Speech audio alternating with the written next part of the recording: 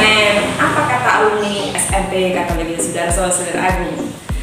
Ya, Selamat pagi Budian. Puji Tuhan. Budian apa kabar nih? luar biasa. Sudah 3 tahun ya Bu? Benar sekali. Sekarang saya sudah Iya.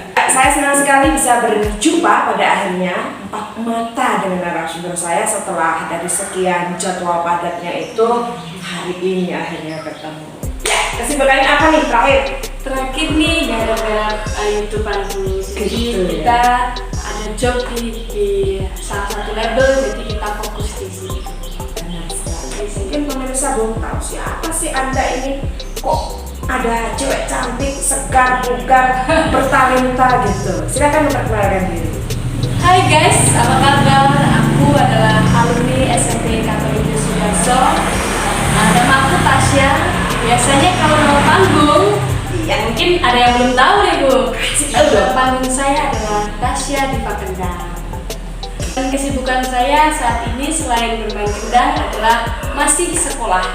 Saya masih sekolah SMA kelas 3. Selain itu saya juga aktif berpelayanan di gereja. Ada beberapa gereja yang saya layani.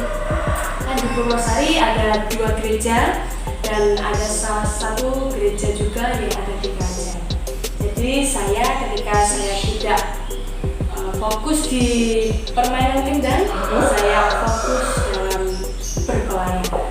Nah, singkatnya narasumber kita pagi ini adalah seorang musisi yang sudah tidak asing lagi di tengah masyarakat Banyuwangi. Dia Natasya Diva Kendang Banyuwangi. Gitu ya, luar biasa. Dan kalau pemirsa belum tahu gimana sih riwayat singkat seorang Natasya yang tinggal di ujung desa Purwosari, kemudian dengan suka dukanya pasti ini pemirsa belum banyak yang tahu. Kasih tahu gimana itu riwayatnya, itu singkat aja sampaikan. Awal mula saya bermain musik adalah ketika saya masuk dalam gereja. Dalam gereja itu diberikan wawasan, diberikan pengembangan diri, pengembangan bakat.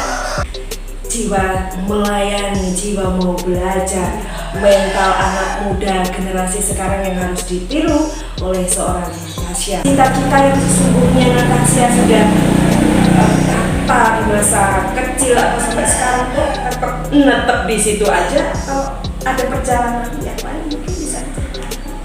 Iya. Cita-cita adalah tujuan kehidupan yang akan kita capai.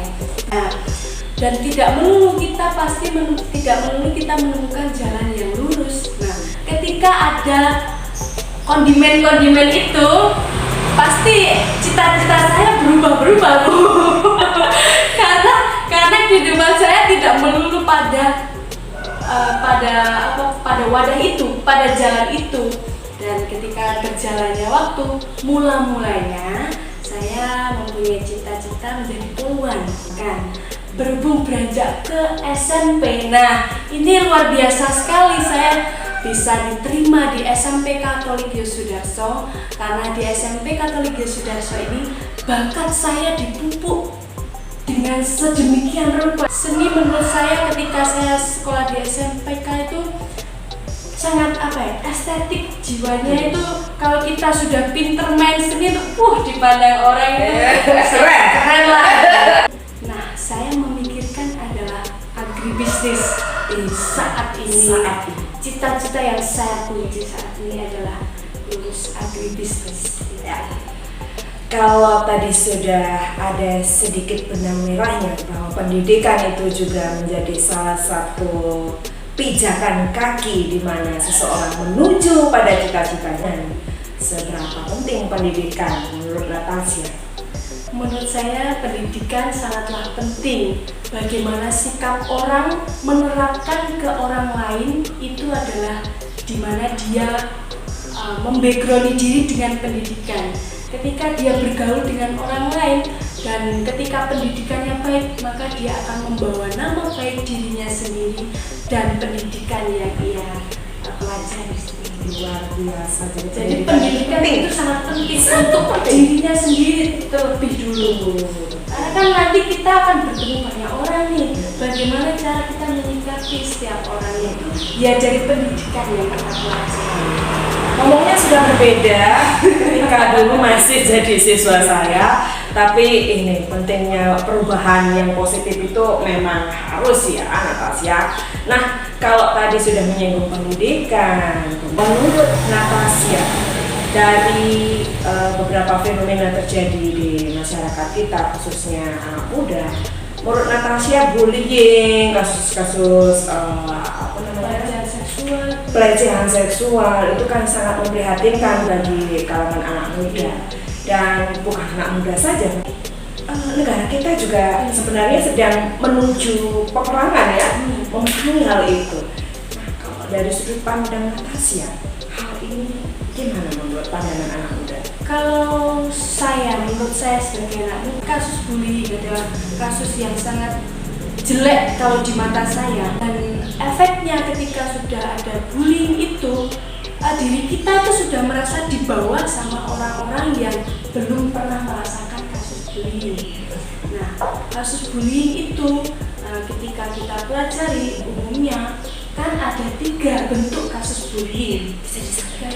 Ada yang fisik, ya, secara verbal maupun secara psikis.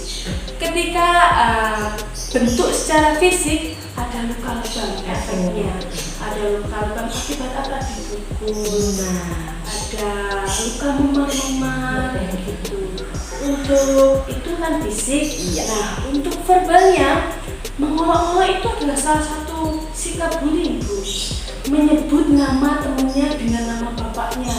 Itu sangat tidak boleh dicontoh sekali, teman-teman. Mungkin teman-teman yang sedang belajar atau sedang dalam bangku pendidikan nggak boleh memanggil nama teman kalian dengan sebutan nama bapaknya, karena itu adalah suatu tindakan bullying meskipun dilihatnya simpel sih. Ketiga adalah ini yang paling menurut saya ini paling Enggak, kita keluar pokoknya ya. Itu adalah psikis. Contohnya adalah perilaku tindakan seksual. Itu pelecehan seksual tentunya itu pelecehan seksual meskipun kita ya mungkin pendekatan lah awalnya ya sudah sentuh loh kok merasa nyaman sih si pelaku, akhirnya kelanjutan. Nah, itu adalah salah satu contoh sikap bullying. Nah, sebagai saya generasi muda, apa sih yang harus kita lakukan untuk membentengi diri? Kita sebelum memberikan pengertian kepada orang lain, diri kita sendiri juga harus mampu membentengi diri dengan cara apa? Yang satu, percaya diri, Bu. Percaya diri itu menurut saya sangat penting sekali. Ketika kita sudah tidak percaya diri, otomatis kita sudah berada di bawah. Nah, ketika sudah berada di bawah, ya siap-siap aja kita diinjak-injak ya kan, Bu? Iya. Yang pertama adalah percaya diri. Yang kedua, membatasi diri mungkin secara fisik.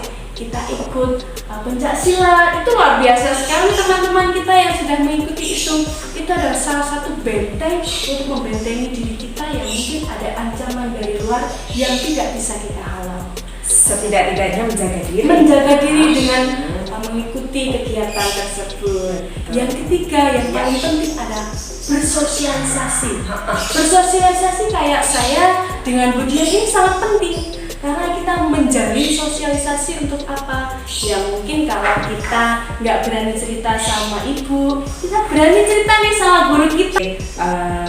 Memang kasus semacam ini kalau kita nggak jelas dengan diri kita, mengenal diri kita sendiri, kemudian betul sekali kalau percaya diri itu penting. Percaya diri. Ya, karena percaya diri itu dibangun dari konsep diri yang sudah benar dulu. Istilahnya who am I, siapa diri kita, kelebihan kita apa, kekurangan kita apa. Jadi dari situ muncul.